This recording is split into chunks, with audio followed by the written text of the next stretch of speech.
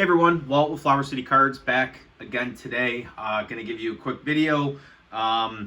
Next week we are traveling, so wanted to get a video out here so I don't have a long lapse.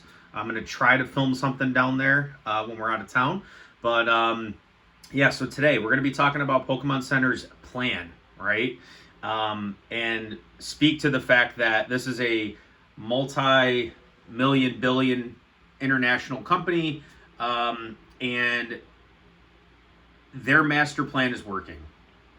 That's just the way it is, right? They have a lot of people who are a lot smarter than the average consumer, and they have us as the people who digest their content, their product, exactly where they want us. And if we kind of take a step back and get into that a little bit more, we're talking about specifically the lineup of sets that we have seen and their ability to effectively address the price issue across the board and the, I don't want to say scalping issue, but in some ways kind of put a little bit of a dampening on the hype and the craziness that we saw or have been seeing really for the last 12 to 18 months.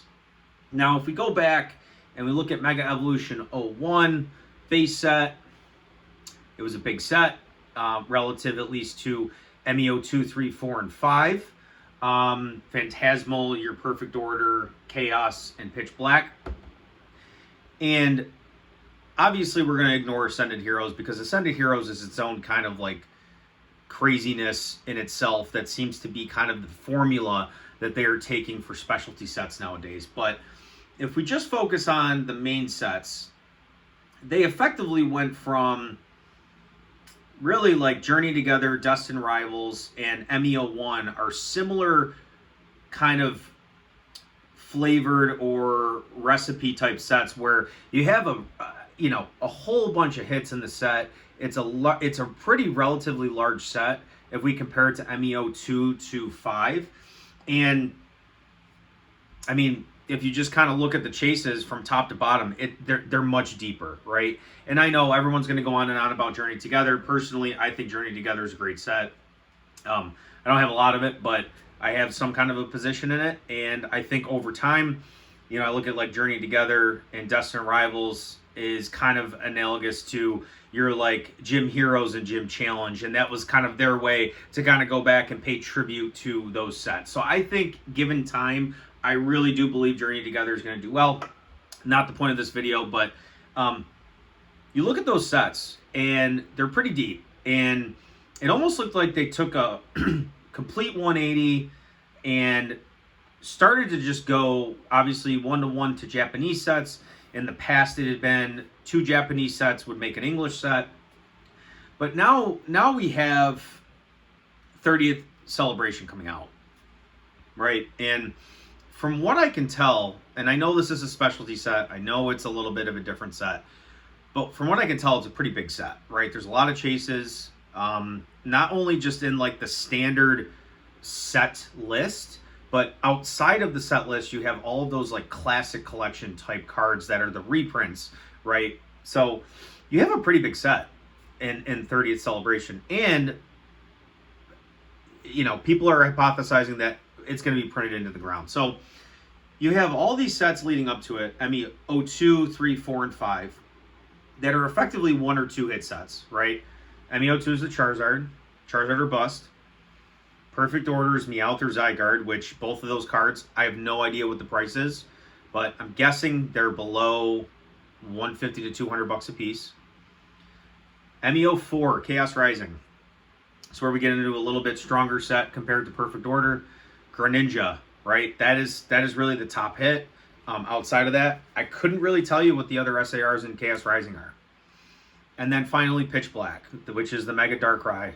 And that card's going to do well. It's going to be, $200, $300, $400, somewhere in that range. I know it's a big range, but that's just where it's going to end up, similar to Greninja. Greninja is probably going to be the best one out of the 3 if you compare 3, 4, and 5, because Charizard is always going to be an outlier, right? Charizard's just going to be Charizard. So we have 4 sets sequentially, right, where we are basically seeing sets that are carried by 1 or 2 cards.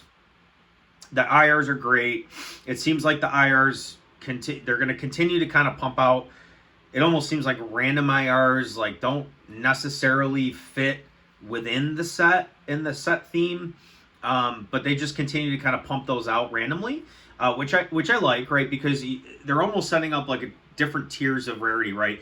You have like your top SAR hit, you have your top gold hit, you have some lower level SARs, and then you have like the ARs, and depending on the popularity of the Pokemon and who drew it and the artist, you could have some of the top ARs encompass some of the lower tier SARs, right? So it's like this, right? You have a steep drop off, and that's been the formula for the last 4 sets.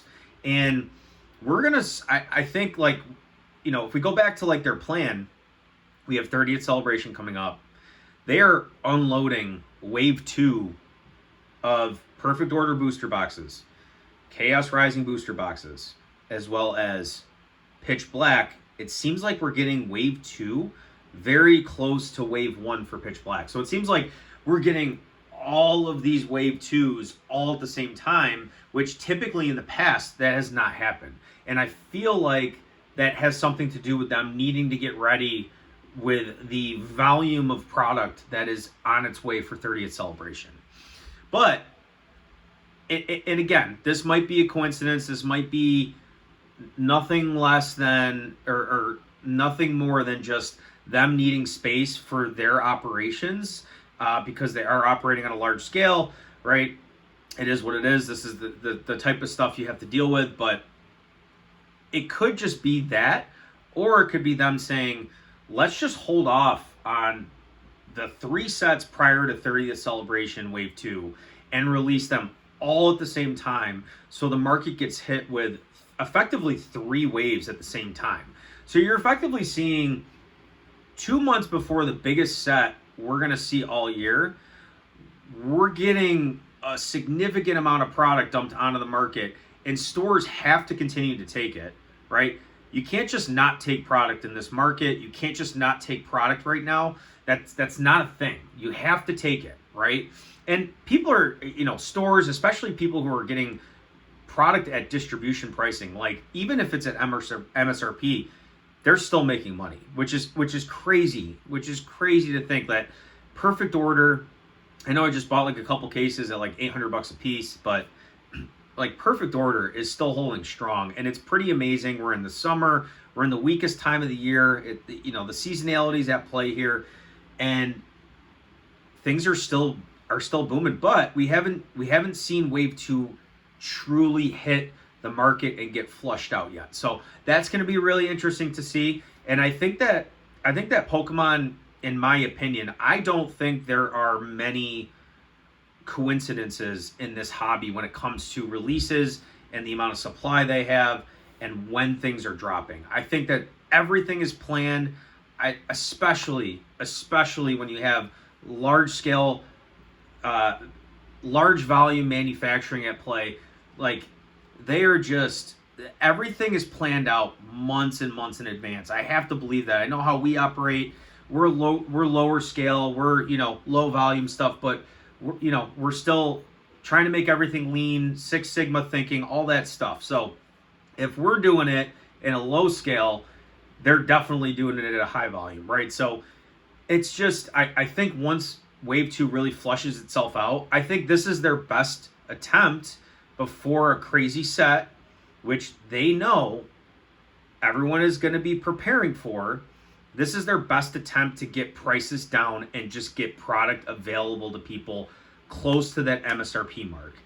And for those people who say they don't care about prices, they don't pay attention, I think that's baloney. I don't agree with that. You can't convince me otherwise. I have yet to hear a good argument that this company that understands that the price point is a direct indicator of where people are spending their money and how confident people are in the product and in Pokemon in general, the IP. So to say that they don't care about prices and they just want to get the product in the hands of players and blah blah blah blah blah, like it's all BS. Like I don't agree with that. I don't subscribe to that.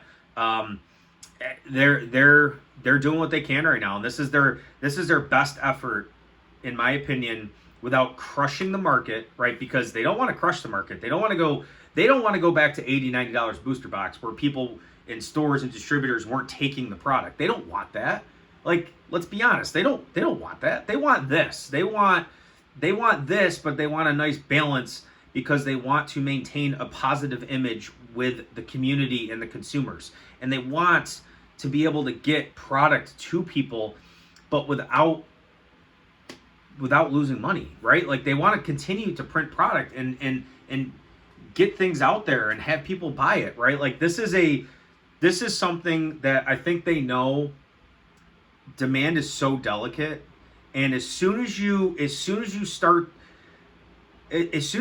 that demand on a course for the wrong direction, meaning less demand and people starting to leave, like it's really hard to course correct. And I think they understand that, and they lived it for so long.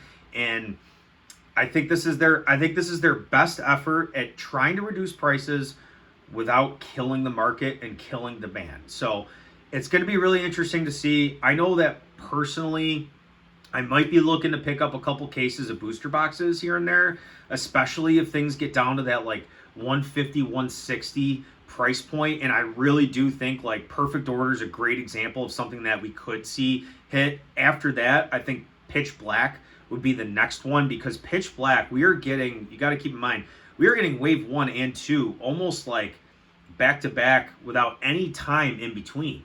So you're effectively getting a large wave 1, and people aren't used to. Sorry guys, my iPhone, it just caught out there. I realized that my iPhone is like full on storage. I need a new phone. This thing is old. It's on its way out. But anyways, wave 1 and wave 2 booster boxes for Pitch Black, right? We're getting everything at once, not used to it. And people are going to have to, come to terms with the fact that stores, distributors, LG, whatever, people, right, collectors, they're getting ready for 30th. They're gearing up. And, I just talked about this in the last video. I'm not selling my S tier products. I'm not selling my cream of the crop stuff.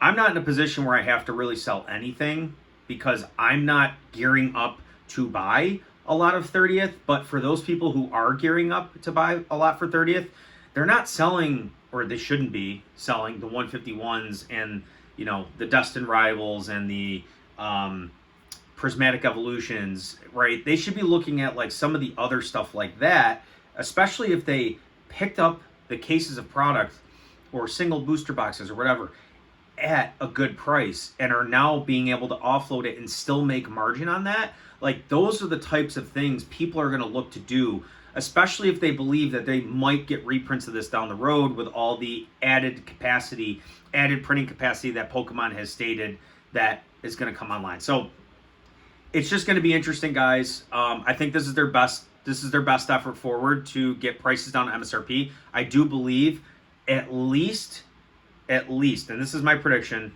at least Perfect Order booster boxes will hit MSRP, especially after Wave 2 gets flushed into the market. My second prediction is that Pitch Black will get down to like that 180-ish, and Chaos Rising, I think, will be the highest of the three impacted here. I think Chaos Rising, we could see anywhere between 180 to 200 at a low, right? And keep in mind, guys, these lows might be here for like 2 days, might be there for 12 hours. You might see a random person selling it, right? That doesn't mean that this is going to be sustainable and that these prices are going to stay here. People like myself and others that I know in this space, they're paying attention. And booster boxes are not going to be, right, this product going, at least going forward, unless, trend is your friend until it's not. But, that right now, booster boxes are not this product that they just continue to pump out and reprint and then send to the big boxes and send to LG. Like, there's going to be finite opportunities going forward. I really believe this, where you can pick up booster boxes in volume at a good price. And right now, under 200 bucks is a good price. And a year, 2 years from now, if you're that person that's actually going to hold a lot of these boxes that I just discussed, if you can pick them up at the 160, 170, 180, below 200 mark, I think you're going to be happy you did if you're looking 12 to 24 months from now. So that's all I got, guys. Let me know below. Will you start to pick up some of these boxes if they drop below 200 or to that MSRP to 180 range that I'm predicting? So let me know below. And as always, if you find this content enjoyable, please consider following. I know we're a small channel, and I'm doing this to obviously I like this. I like speaking my mind, and I like kind of giving my take, but also it's good engagement with the community, and I'm trying to build this up as best and as slow as I can with the time that I have. So appreciate it as always, and I'll see you guys next time.